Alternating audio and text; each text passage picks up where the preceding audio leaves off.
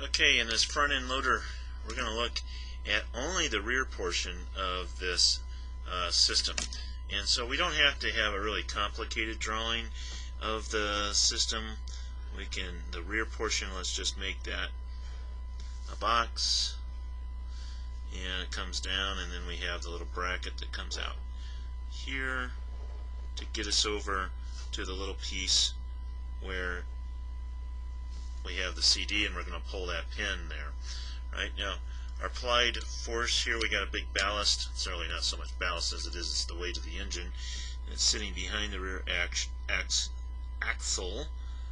There's a 300 kilonewtons.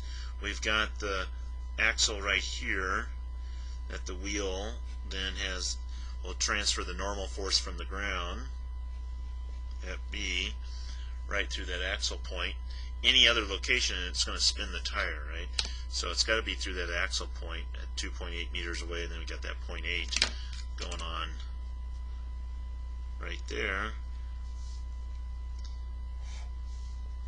And you have then this 2.8 meters.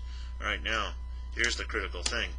We've got C and D, and they are pins, and the way those are greased up, you can only have basically a force couple. Right? We're assuming we're not moving, there's no friction, we're not on a slope. So you have a force couple, and B has to equal 300 kilonewtons, and that's trying to spin this whole thing clockwise, so this is going to have to go the other way.